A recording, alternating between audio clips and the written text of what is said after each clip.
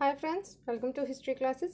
Friends, जो मेरा NET exam से रिलेटेड हिस्ट्री का चैनल है जिसमें हम नेट एग्जाम के सिलेबस के अकॉर्डिंग प्रिपरेशन कर रहे हैं। होपफुली आपको लेसन्स जो मैं आपको प्रोवाइड करवा रही हूँ अपने इस चैनल पर तो अच्छे लग रहे होंगे तो कमेंट कर बताइएगा। लाइक करना, फ्रेंड्स के साथ शेयर करना मत भूलिएगा।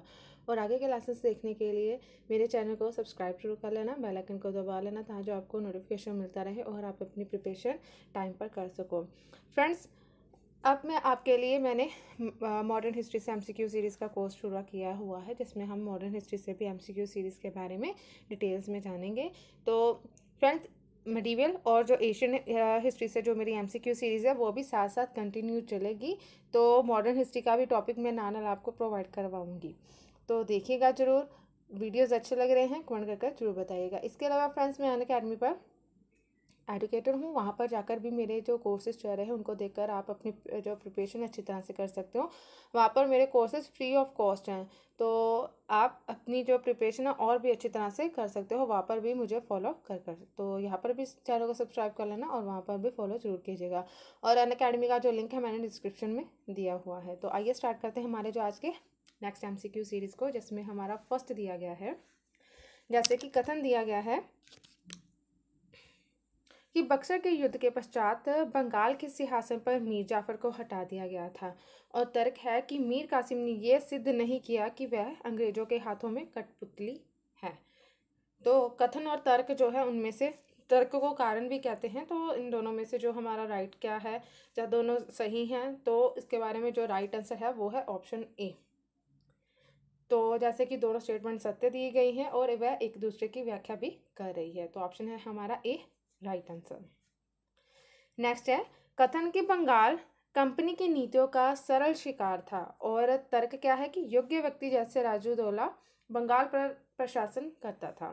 तो इनमें से जो हमारा राइट आंसर दिया गया है वो है ऑप्शन बी, क्योंकि दोनों स्टेटमेंट अपनी अपनी जगह पर सत्य हैं। लेकिन उस जो कथन है उसमें बताया गया है कि जो बंगाल है वो कंपनी की नीतियों का सरल शिकार था, क्योंकि कंपनियों की नीतियों के अकॉर्डिंग ही वो चलता था। लेकिन योग्य व्यक्ति जैसे सिराजुद्दौला बंगाल पर शासन करता था, हाँ वो प्रशासन करता था, लेकिन नीतियाँ किसकी चलती थी? कंपनी की। तो दोनों जो स्टेटमेंट है एक दूसरे की व्याख्या नहीं कर रही है, तो सत्य जरूर है, इसलिए ऑप्शन होता है हमारा बी राइट आंसर। नेक्स्ट है कि राज्य फरमानों का उद्देश्य कंपनी के व्यापारिक कार्यों को घेर लेना था। जो राज्य के फरमान होते थे जो का उद्देश्य ये था। और तर्क है कि कई फरमान सिर्फ बंगाल के नवाबों द्वारा ही जारी किए गए थे। तो इसमें जो हमारा राइट आंसर है वो डी होता है, क्योंकि कथन ए सही है, सॉरी ए गलत दिया गया है और जो तर्क दिया गया है आर वो सही दिया गया है। क्योंकि राज्य जो था वो राज्य फरमानों का उद्देश्य कंपनी के व्यापारिक कार्यों को घेर लेना था, ये गलत है। क्योंकि कंपनी की जो नीतियां चलती थी, कंपनी को जो आदेश जारी करते थे वो जो राज्य के जो नवाब होते थे तो उनको भी माननी पड़ती थी। और उनको कुछ ऐसे हक दिए गए होते थे जो सिर्फ वो अपने जो उनके क्षेत्र होता था अधिकार के अंडर, वो वहाँ पर वो चीज़ों को लागू करते थे। किनसे पूछकर? कंपनी से। इसलिए जो तर्क दिया गया है कि कई फरमान जो कुछ फरमान होते थे जो सिर्फ बंगाल के नवाबों द्वारा ही जारी किए जाते थे। तो ऑप्शन होता है हमारा डी राइट आंसर। नेक्स्ट है कथन कि रॉबर्ट क्लाइव ने प्लासी का युद्ध अंग्रेजों के लिए जीता था। और तर्क है कि वह चतुर प्रशासक था। तो इसका जो राइट आंसर है वो बी है, क्योंकि स्टेटमेंट दोनों सही है। वो चतुर प्रशासक भी था, लेकिन रॉबर्ट क्लाइव ने प्लासी का युद्ध अंग्रेजों के लिए जीता था। तो ये दो स्टेटमेंट है, ये भी सत्य है, लेकिन दोनों स्टेटमेंट एक दूसरे की व्याख्या जो है वो नहीं कर रही है, एक दूसरे से रिलेट नहीं कर रही है। तो ऑप्शन है हमारा बी राइट आंसर। नेक्स्ट है कथन कि सिराजुद्दौला धोखे से पराजित हुआ था। और तर्क है कि नवाब के दरबार के नामी लोगों के साथ अंग्रेजों ने षड्यंत्र रचा था। तो ऑप्शन इसका जो राइट ही दिया गया है ए, क्योंकि दोनों स्टेटमेंट भी सही दी गई हैं।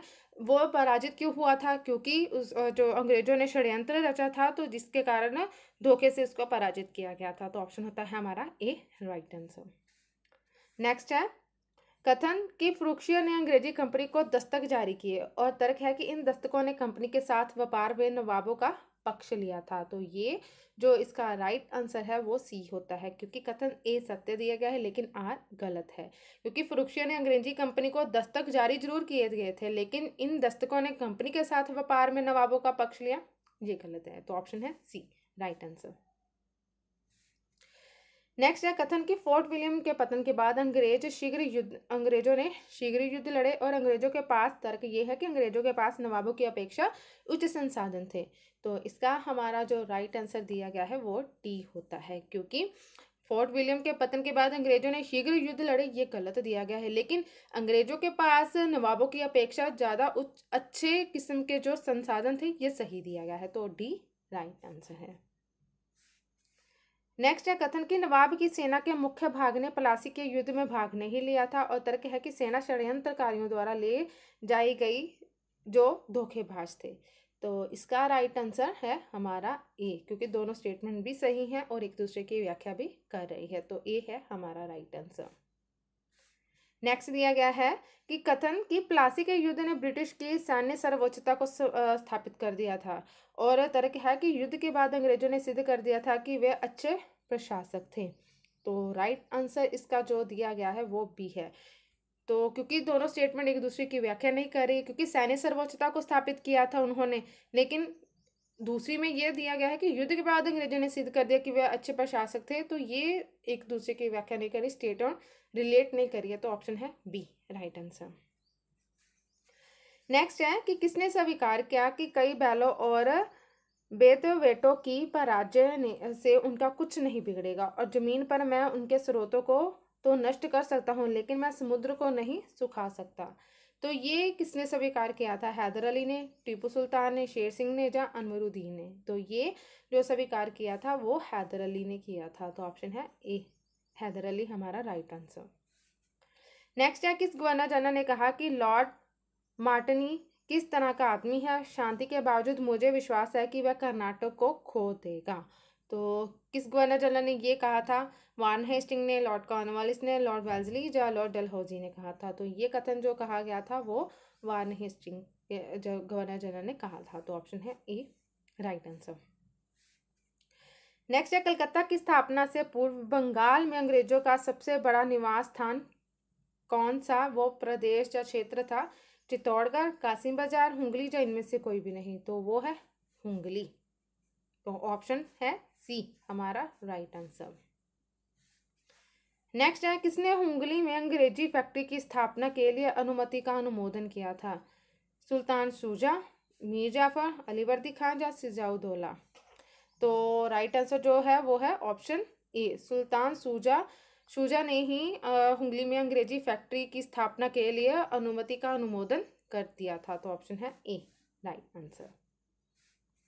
नेक्स्ट है सबसे पहली अंग्रेज फैक्ट्री जो कहाँ पर स्थापित की गई थी? अंग्रेजी फैक्ट्री वर्धमान, कासिम बाजार और पटना में, हुंगली तथा हावड़ा या मुर्शिदाबाद में? तो सबसे पहले थी कासिम बाजार और पटना में जो अंग्रेज फैक्ट्री वो को स्थापित किया गया था। तो ऑप्शन है हमारा बी राइट आंसर।